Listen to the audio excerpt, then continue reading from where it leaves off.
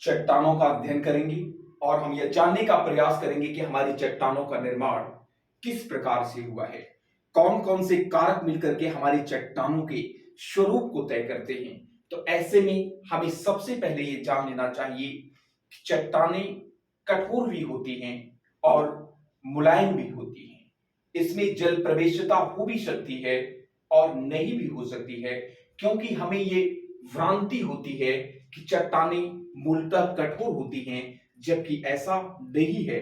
क्योंकि हम बचपन से मुहावरे पढ़ते आते हैं कि चट्टान की तरह कठोर, तो हम कठोरता से चट्टान का अर्थ लगाते हैं, जबकि भूगोल शास्त्र के दृष्टिकोण से चट्टानें मुलायम भी हो सकती हैं, चीका मिट्टी की तरह और बालूका पत्थर की तरह, ग्रेनाइट की तरह कठोर भी हो सकती है।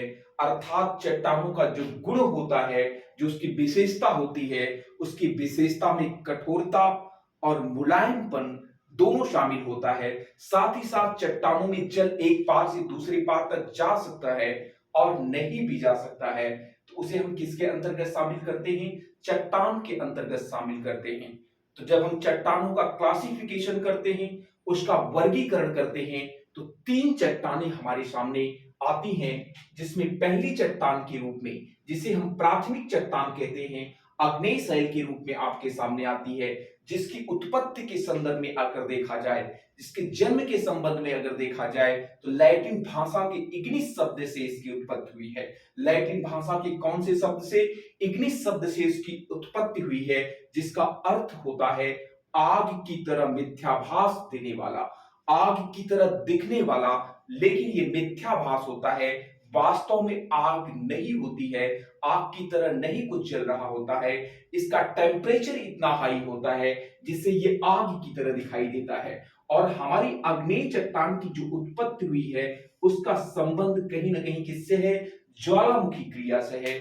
पृथ्वी में संपन्न होने वाली ज्वालामुखी क्रिया से इसका संबंध है। और ज्वालामुखी क्रिया को जब हम देखेंगे, तो हमारी प्लेटों के अंदर बहुत सारी, हमारी पृथ्वी के अंदर बहुत सारी क्या मौजूद हैं? प्लेटें मौजूद हैं। और प्लेटों की अपनी क्या होती है? गति होती है। प्लेटें मूवमेंट की अवस्था में होती हैं। और जब ये प्लेटें मूवमेंट की अवस्था में होती हैं, ऐसे में जब इनमें गति होती है, तो तीन प्रकार की गतियां देखने को मिलती हैं, जिसमें जो गति होती है, ये गति है अभिमुखी गति है, जहां प्लेटें क्या आती हैं? पास पास आती हैं। ये प्लेटें जब पास पास आती हैं, तो ऐसे में आपस में टकराती हैं। जब आपस में प्लेटें टकराती हैं, तो टूटती फूटती हैं, और इन्हीं के टूटने फूटने की वजह से मैग्मा का निर्माण होता है। और मैग्मा प्लेटों के घर्षण की वजह से इसमें ऊष्मा का जन्म होता है और ताप का जन्म होता है। तो कहीं ना कहीं जो मैग्मा होता है वो गर्म और तप्त होता है। जब कोई चीज गर्म और तप्त होती है, तो उसमें गैस निकलती है, और ये गैस स्टीम पावर को जन्म देती है। और स्टीम पावर इन चट्टानों को तोड़ करके, स्टीम में शक्ति होती है। इसे किसने बताया था? जेम्स वाट ने बताया था। और यही स्टीम पावर हमारी चट्टानों को तोड़ करके जब बाहर आ जाता है, तो गैसों के साथ मलबा भी, टूटा हुआ प्लेटों का मलबा भी बाहर आ जाता है, जिसे हम मैग्मा कहते हैं। जो मैग्मा चैम्बर में रहता है, तो ये मलबा जब बाहर आ जाता है, गर्म तप्त मैग्मा, टूटे हुए प्लेटों का भाग, तो ऐसे में जब ये बाहर आ जाता है, इसे हम, जब ठंडा हो जाता है प्राकृतिक कारकों के प्रभाव से, तो इसे हम लावा कहते हैं। और यही जो लावा है, कहीं ना कहीं अग्नि चट्टान होती है। और हमारी पृथ्वी पर जो भी चीजें आप देख रहे हैं, चाहे शैलों का निर्माण हो, पर्वतों का निर्माण हो, पठारों का निर्माण हो, नदियों का निर्माण हो, या किसी भी प्रकार की जो भी आप संरचना देख रहे हैं, यह पृथ्वी के अपने सौर परिवार का सदस्य बनने के साथ ही नहीं निर्मित थी, बल्कि ये सब कालांतर में धीरे धीरे पर्वत, पठार, मैदान, सारी संरचनाएं जो भी आप पृथ्वी पर देख पा रहे हैं, इनका निर्माण किसी न किसी कालखंड में हुआ है। उसी तरीके से शैलों का भी क्या हुआ है? पृथ्वी पर उत्पत्ति हुई है। और किस क्रिया के द्वारा हुई है? तो यहां पर जो आप देख रहे हैं, 90, इसका जो विशेषता है, ज्वालामुखी क्रिया के द्वारा हुई है। ज्वालामुखी क्रिया से ही आपकी अग्नेय शैल आई है, जो लैटिन भाषा के इग्निस शब्द, जिसका हिंदी में अर्थ होता है आग की तरह मिथ्याभास देने वाला, वास्तव में यह आग नहीं होता है।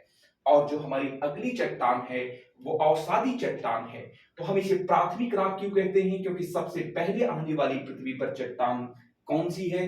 अग्नियस राख है। इसे पेरेंटियल राख या मातृ चट्टान भी कहते हैं, क्योंकि अन्य दोनों चट्टानें जो है आपकी, चाहे अवसादी चट्टान हो, सेडिमेंट्री राख हो, या आपकी मेटामॉर्फिक राख हो, रूपांतरित या कायांतरिक चट्टान हो, इनका जन्म भी कहीं ना कहीं आपकी किससे हुआ है? अग्नेय चट्टान से हुआ है।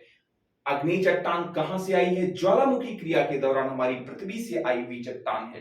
तो ऐसे में हमारी पेरेंटियल रॉक क्या हुई?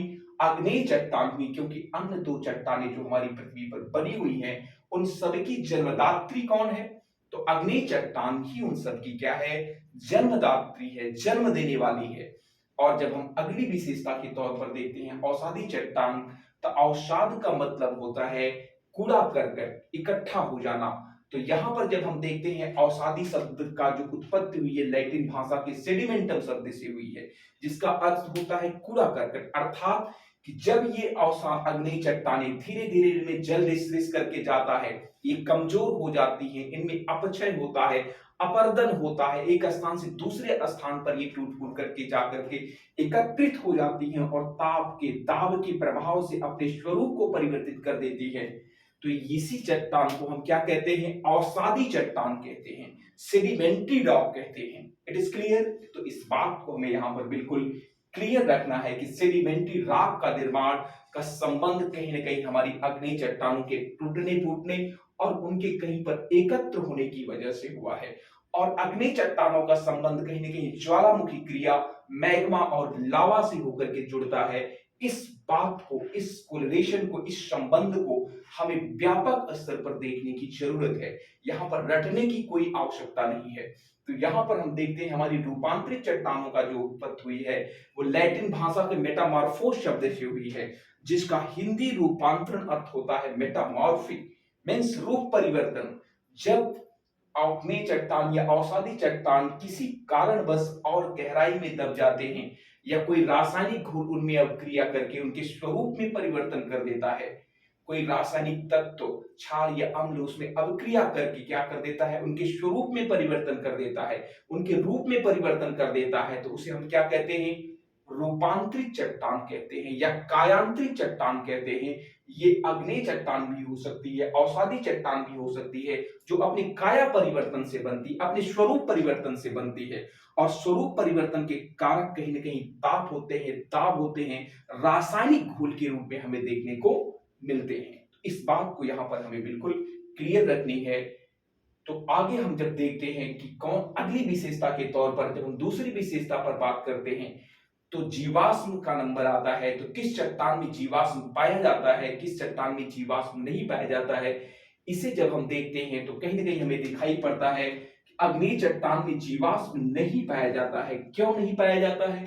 क्योंकि अग्नि चट्टान का जन्म कहीं ना कहीं ज्वालामुखी क्रिया से है, मैग्मा के बाहर प्रकट होने से और उनके क्रमशः इकट्ठा होने से, ठंडा होने से इस रॉक का जन्म हुआ है। तो ऐसे में कहीं ना कहीं मैग्मा गर्म और तप्त होता है, और जब मैग्मा का उद्गार होता है ज्वालामुखी, तो वहां पर मौजूद जीव जंतु, प्राणी समाज, वनस्पति सबको जलाकर राख कर देता है। इसी कारण से इस चट्टान में जीवाश्म या फॉसिल्स नहीं पाए जाते हैं। सभी फॉसिल्स जल करके क्या हो जाते हैं? राख हो जाते हैं।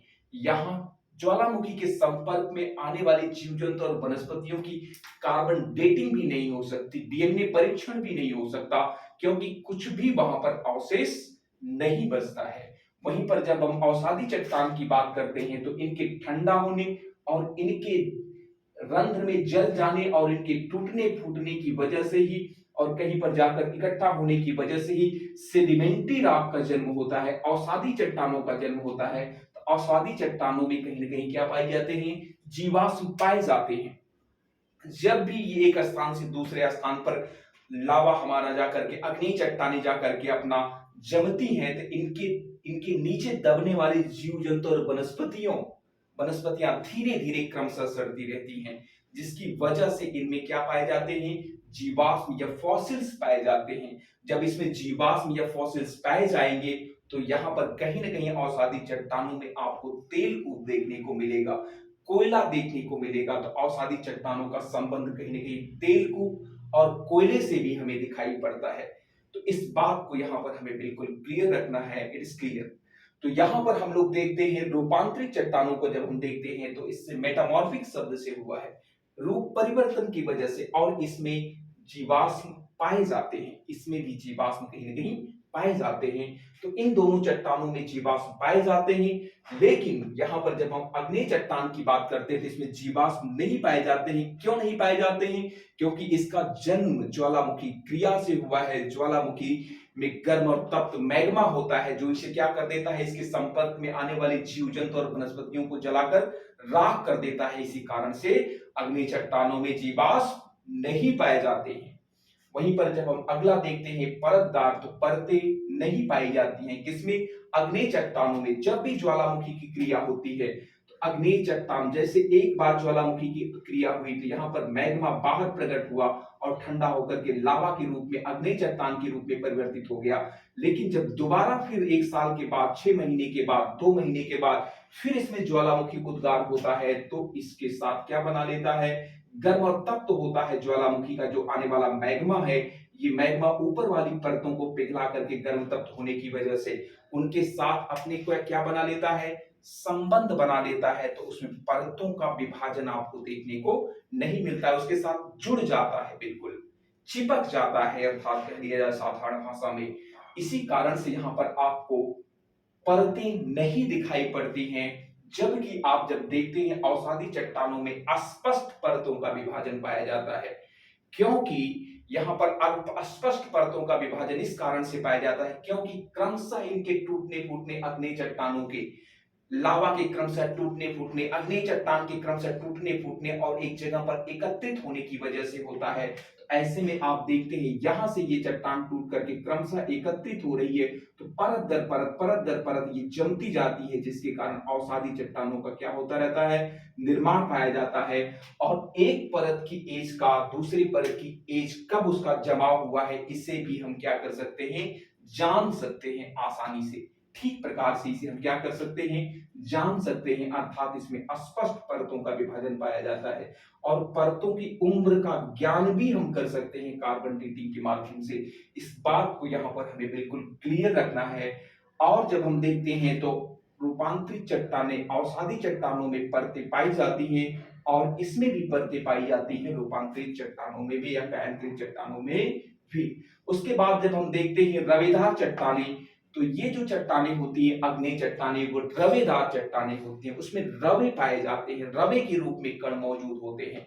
ग्रेफाइट हुआ, बेसाल्ट हुआ, ये सब चाहे छोटे हैं या बड़े हैं लेकिन रवे के रूप में होते हैं, जबकि इसमें रवे नहीं पाए जाते अवसादी चट्टानों में और इसमें भी नहीं पाए जाते हैं।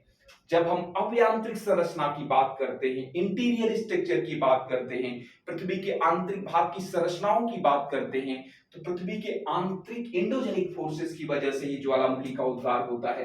प्लेटें आपस में टकराती हैं तो अधिक घनत्व की प्लेटों का क्षेपण हो जाता है, कम घनत्व की प्लेटों के नीचे, और ये प्लेटें क्या हो जाती हैं? टूट जाती हैं और इन्हीं के टूटने फूटने से जो घर्षण एनर्जी के रूप में यहाँ पर गर्म तप्त मैग्मा चैम्बर में एकत्रित हो जाता है और यही मैग्मा जब बाहर आता है, इसे हम ज्वालामुखी का उद्गार कहते हैं। पहले गैसें आती हैं, फिर आपका सेमी लिक्विड जो पदार्थ होता है, गर्म तप्त मैग्मा बाहर आता है, इसे ही हम ज्वालामुखी का उद्गार कहते हैं। लेकिन कल्पना कीजिए कहीं यहाँ पर कठोर चट्टान यदि नली के सामने पड़ गई, जिसे कैसे हमारी स्टीम पावर तोड़ पाने में सफल है, हमारे ज्वालामुखी के मलबे तोड़ पाने में उन्हें असफल है, तो ऐसी स्थिति में कहीं ना कहीं आपको देखने को मिलेगा कि इन कठोर चट्टानों के इर्द गिर्द कहीं ना कहीं ये इस प्रकार की संरचना का निर्माण कर लेते हैं।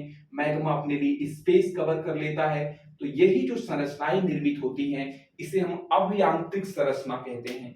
पृथ्वी के अंदर निर्मित होने वाली संरचना, और पृथ्वी के अंदर से जो हमारी चट्टान आई है, तो एकमात्र एक चट्टान जिसे हम मात्र राख कहते हैं या प्राथमिक राख कहते हैं, पेरेंटियल राख कहते हैं, पितृ राख कहते हैं, मदर राख कहते हैं, जन्मदात्री राख कहते हैं, वो मात्र एक चट्टान आपकी अग्नेय शैल है, जिसे हम ज्वालामुखी क्रिया से उत्पन्न होने वाली रॉक भी कहते हैं। तो ये मात्र एक चट्टान अग्नेय चट्टान है जो हमारी पृथ्वी के अंदर से आती है। तो अभयांतरिक संरचना का निर्माण क्या अवसादी और रूपांतरित करेंगे? क्यों ये नहीं करेंगे, इनका निर्माण तो हमारी पृथ्वी के बाहर होता है, लेकिन हमारी पृथ्वी के अंदर से जो हमारी चट्टान आती है, वो हमारी अग्नेय चट्टान है। इसीलिए अग्नेय चट्टान ही एकमात्र ऐसी चट्टान है जो अभियांत्रिक संरचनाओं का निर्माण करती है। तो यहाँ पर आपको रटने की कोई आवश्यकता नहीं है, विद कॉन्सेप्ट चीजों को ध्यान में रखना है और इससे आने वाले सभी क्वेश्चन को आसानी से सॉल्व करना है। उसके बाद जब हम देखते हैं तो इसमें अभियांत्रिक संरचनाएं नहीं पाई जाती, अवसादी में रूपांतरित में भी अवसादी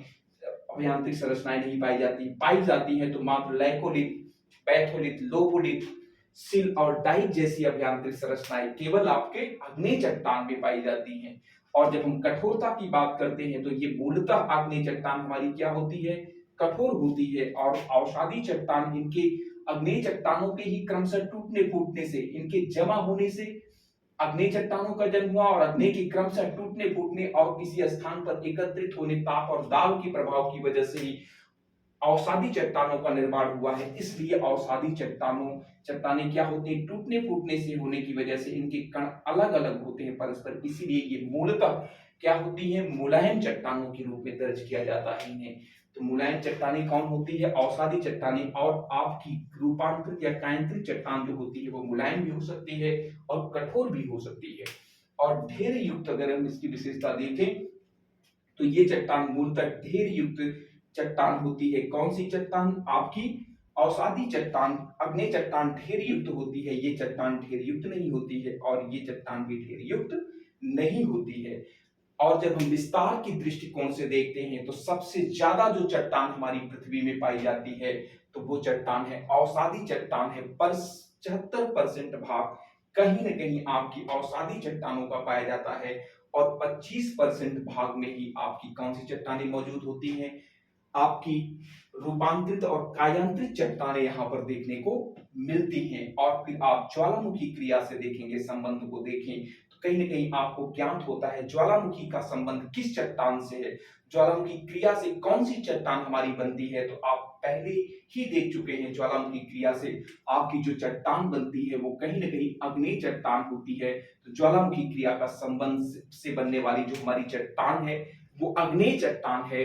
और रूपांतरित तथा अवसादी चट्टानों का निर्माण कहीं न कहीं अग्नेय चट्टानों के टूटने फूटने, उनके दबने और पुनः रूपांतरित होने जैसी प्रक्रियाओं से होता है।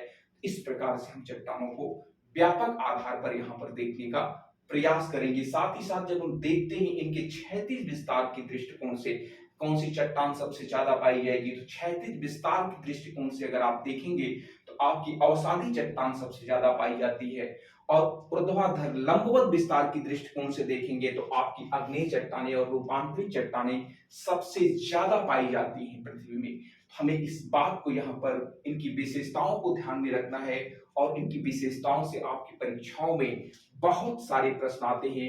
मात्र इस चार्ट के माध्यम से आप इनकी सारी विशेषताओं को जान सकते हैं और साथ ही साथ इनसे आने वाले सभी क्वेश्चन को समझ सकते हैं। विद कॉन्सेप्ट आप फैक्ट को अपने ध्यान में रख सकते हैं, क्योंकि जब आप कॉन्सेप्ट के आधार पर किसी चीज को अपने ध्यान में रखते हैं तो वो आपके लॉन्ग टर्म मेमोरी में संचित हो जाती है, कभी ना विस्मृत होने वाली याददाश्त के रूप में आपके अंदर संचित हो जाती है। तो ये ही आपकी परीक्षा में क्या होता है, उपयोगी होता है। इसी के साथ जय हिंद, जय भारत।